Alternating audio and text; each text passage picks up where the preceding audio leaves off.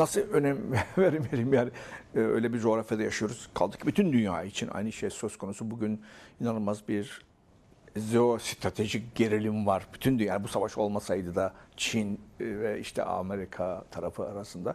Kaldık ki Orta Doğu bölgemiz her açıdan hem iç problemleri nedeniyle ülkelerin hem de uluslararası sistemle ilişkiler açısından çatışmaların olduğu bir yer. Dolayısıyla burada yani burada yaşayan halklar olarak bizim ses çıkartmamız gerekiyor. Hani hükümetler gelip geçici, hükümetler böyle karar verebilir, şöyle karar verebilir ama biz toplumlar olarak daha fazla faaliyet yapmamız, daha fazla iş yapmamız, bir araya gelmemiz gerektiğini düşünüyoruz. Bu açıdan geçen ilk toplantı işte öyle bir bölge ülkelerinden ve batıdan da gelen insanlarla barış ve demokrasi yanlısı insanlarla bir araya geldik. O zaman bütün bölgeden insanlar gelmişti.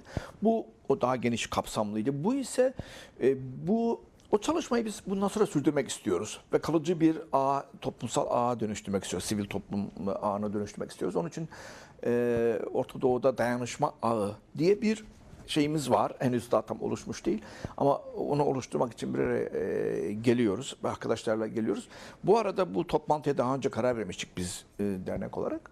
Şimdi bu toplantıda aslında uluslararası bir şey ama burada yaşayan toplumlarla. Yani burada biliyorsunuz hem Mısır hem de Tunus'ta karşı devrimler oldu bizce. Yani tartışılabilir tabii kim hata kimde şudur ama sonuç olarak seçimle gelen hükümetler gitti yerine askeri rejimler geldi. Ve dolayısıyla oradan buraya göç eden topluluklar var. Ağırlıklı olarak Mısır toplulukları. Onlar bizim toplantımıza gelmişlerdi ve bize birlikte aktivite yapalım diye önerdiler ve biz de tabii ki yapalım ve hatta bir sefer yapmayalım. Burada sürekli bir dayanışma oluşturalım. Bunu herkes kendi ülkesiyle de bağını kursun gelecek için ve buna devam edelim diye. Tabii ki farklı bakış açılarımız var ama biz bu bölgede sonuç olarak birlikte yaşayacak ortak bir kültürü yerleştiremezsek hiçbir yere gidemeyiz diye düşünüyoruz. Onun için hani küçük bir yapı olarak elimizden geldiği kadar bir şeyler yapmaya çalışıyoruz. Şunu diyebilirsiniz, size mi düştü bu konu yani? Çok büyük bir konu.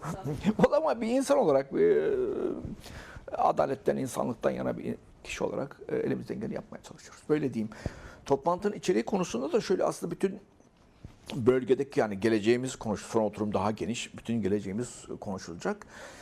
Şu anda yaşayan sorunlar var.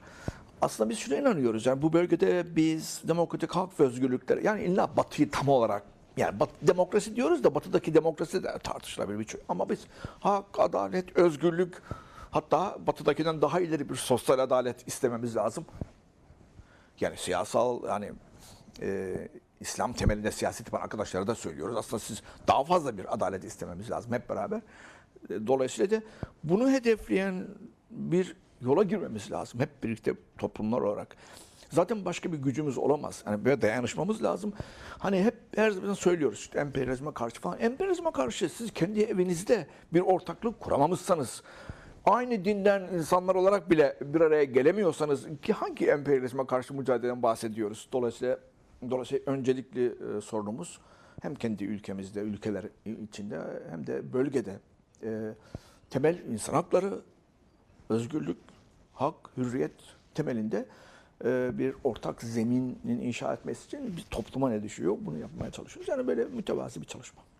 Evet ama katılımcılar aslında oldukça geniş. Katılımcılar yani... geniş olacak. Evet hem işte geleneksel İslamcı siyasetten gelen arkadaşlar var, sosyalist soldan arkadaşlar var ve Mısır dernekleri var. Mısır Dernekleri Federasyonu var Türkiye İstanbul'da. Arkadaşların verdiği bilgiye göre şu anda 40 bin Mısırlı varmış burada. Birçoğu da bu askeri Sisi iktidarından sonra buraya gelmiş insanlar. Geçmişteki yönetimde bazıları ilişkili olan insanlar, Müslüman kardeşleriyle belli bağları olan insanlar. Onlarla beraber yapacağız ve o kesim büyük katılım olacak yani bu toplantıya. Evet.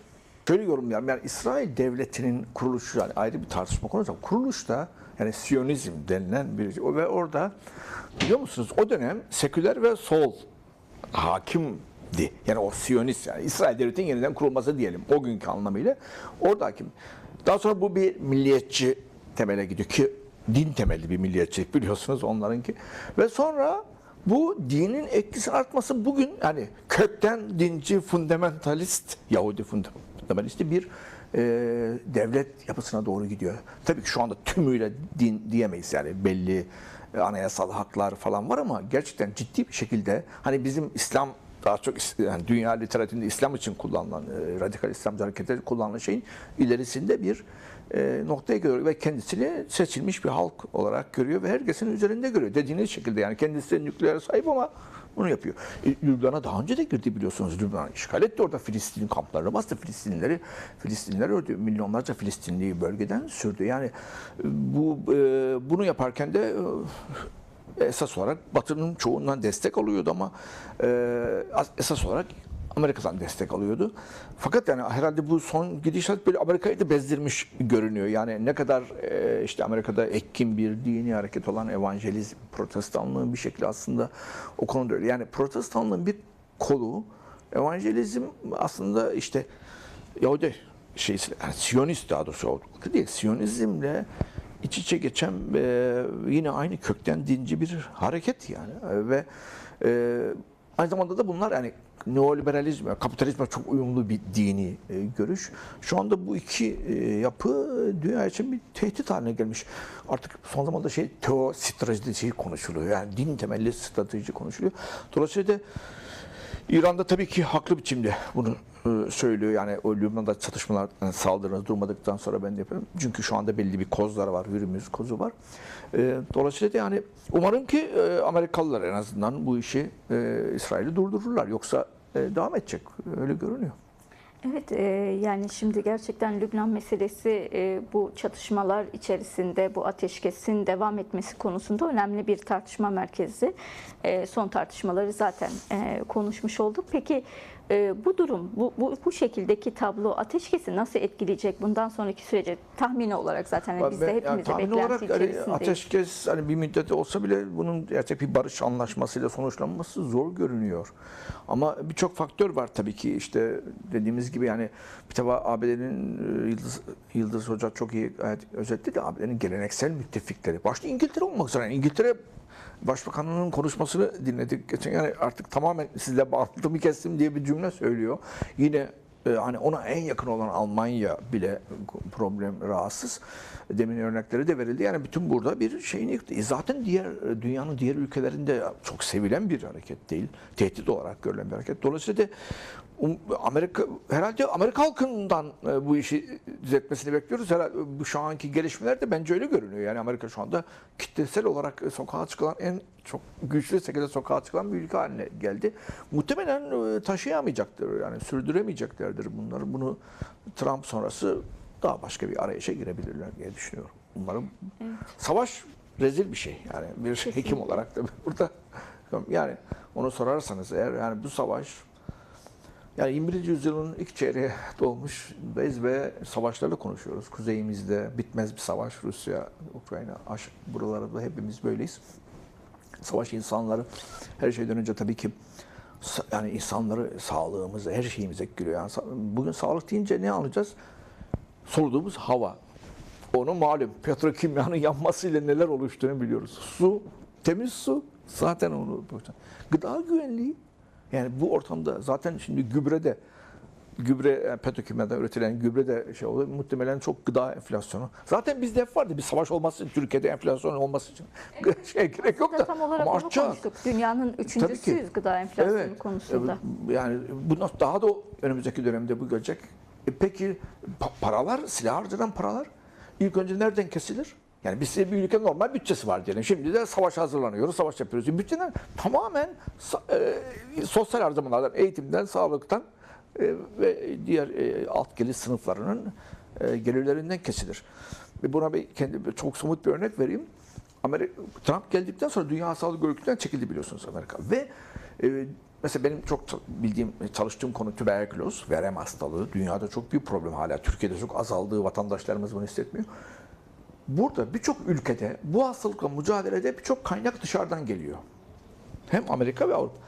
Şimdi bu olaylardan sonra bir yıldır Dünya Sağlık Örgütü bu sene bir ay önce yeni bir rapor yayınladı. Ve burada dış yardımların kesilmesinin ne kadar tüberküloz hastalığı mücadeleye zarar verdiğini ortaya koydu Dünya Sağlık Örgütü raporu. Yani böyle. Dolayısıyla bu işle uğraşan bilim insanları inanın ağlıyorlar toplantıda yani. Çünkü paralar Avrupa'da bile böyle. Hani düşünün, ben böyle bir yazı yazmıştım bir kere. Yani Olaf Palme'nin ülkesinde bile, biliyorsunuz çok ünlü bir barış sever Olaf Palme, sosyal demokrat, uzun yıllar İsveç'i yönetmiş. Onun ülkesinde bile inanılmaz silahlanma var. İlk önce Ruslara karşı falan, şimdi bütün bu dünyada. Dolayısıyla bu çağda bunu yaşamak zorunda kalmamız çok kötü. Küçük bir hani hareketiz, grubuz. Diğer benzeri değerleri savunan insanlarla beraber bir araya gelmeye çalışıyoruz. Ve Türkiye'deki insanlarla böyle bir ortak bir ağ oluşturmak. Sonra da bağlantılı olduğumuz ya da imkanların olduğu gidilip gelebilecek ülkelerle ilgili değişik düzeylerde de ortak aktiviteler planlıyoruz. Tabii ki bunlar için büyük güç gerekiyor. Yani öyle bir maddi güç de gerekiyor. Sahip değiliz ama bunlar toplumun imkanlarıyla ortaya çıkabilir diye düşünüyoruz. Bu toplantı yaptıktan sonra bunu bir düşündük ve Türkiye bir göçmen ülke. Şu anda çok biliyorsunuz kendi coğrafyamızdan çok göçmen var. Suriye'den var, Mısır'dan var, Tunus'tan var, Bangladeş, Pakistan, her taraf, Afganistan. Acaba bir adım olarak, çünkü o insanlar kendi ülkelerinden gelmiş bağlantılar var. Dolayısıyla böyle buradaki büyük gruplarla bir araya gelmek, onlarla ortaklaşmak ve bu Orta Doğu Barış Ağı'nı hep beraber diğer hani şu andaki ülkelerle oradaki bağlantılarımızı güçlendirmek diye bir fikir geldi. Önce dedik onun için buradaki işte Orta Doğu halklarının o insanlar bir araya gelelim. Kalıcı çalışma grupları oluşturalım. Böyle bakalım önümüzü bulacağız, yani biraz arayış. Öyle diyeyim. Şu anda çok büyük kurumsallaşmış bir yapıya sahip değiliz. Bu bir iyi niyetli arayış. Mütevazi bir arayış. Önemli de bir arayış aslında. Yani bunların büyümesi için başlaması gerekiyor. Evet, bir de şu var hani yani bir ön yargısız bir şey. Yani biliyorsunuz Türkiye'deki geleneksel kutuplaşma, hani siyasette hayat, yaşam, mahalle farklılıkları falan, bunu tabii ki biz hani temel insan hakları tabii ki ön kabul ediyoruz. Bunun dışında hiçbir şey olmaması gerekir. Konuşmamız gerekir, farklı fikirler olabilir. Çünkü sonuç olarak bu beraber yaşıyoruz. Dolayısıyla da bu hani bazılarınca eleştiriyoruz. Hani ne yapıyorsunuz, bunlar şudur, bunlar budur. Biz de öyle değil. Bunlar insan, yani beraberiz. Bu bölgedeyiz. Bu bölgede birlikte olmamız gerekir. Onun için böyle şeylere takmayarak böyle bir arayış biraz değişik oluyor. Ona uğraşıyoruz. Ne yapalım? Yani iyi niyetli bir girişim. Oldukça iyi niyetli. Umarım da değerli tartışmalar çıkar. Zaten bu arada Türkiye'de de halihazırda devam eden bir barış tabii ki süreci var. Buraya da katkıları olacağı muhakkak. Tabii ki. DEM Parti Vekili Mehmet Kamaç da katılacak. Gelecek, evet. Biraz sanırım bu konuyu da ele almış olacaksınız. Evet. Belki o konuyla ilgili de biraz devam edebiliriz. Yani şu an geldiğimiz aşamada ikinci aşamadan bahsediliyor. Evet. Geldiğimiz eşikte aslında. Yapılması gereken düzenlemeler var ama bu konuda Onlar da daha ayak çıkmadı. direyen Evet, bir iktidar gerçekliği var. Şu anki durumu siz nasıl değerlendiriyorsunuz? Hani şöyle görüyoruz. Gerçekten hani planladığı gibi gitmiyor. Hani yavaş gidiyor. Çok böyle hani kanırta yavaş gidiyor. Fakat hani bir yerden bakınca hani iki tarafta da bu konuda sanki böyle bir hani kesin karar var, garantili bir şey var ama bir kesimin, özellikle AK Parti'nin, bence MHP'den daha öte, sanki kendi politik gündemiyle paralellik kurarak ve ona ne kadar hizmet ederse öyle sürdürme. Tamam, karar vermiş de yani bu konuyu destekliyor, zaten desteklemesi olmazdı ama tamamen kendi iktidar gündemiyle bir bakış açısına sahip ve bu açıdan böyle bir sürtünme oluyor yani ve bir gecikiyor. Fakat biz hani umutluyuz. Yani bu iş zaten geri dönüş yok. Bu iş başarmamız gerekiyor. Evet ama yolun daha uzun olduğu Çok belli. ortada. AKP'li zaten biz Ömer arkadaşlar, Çelik'in yani bizi açıklamaları inanın oldu. biz eleştirenler de oluyor. Yani siz ya barış partiyorsunuz, ortada bir şey yok. İşte bu nedir? Böyle barış olur mu? Ya dedik bak, bu işte silahların susmasıdır. Tam bir barış oldu dedi.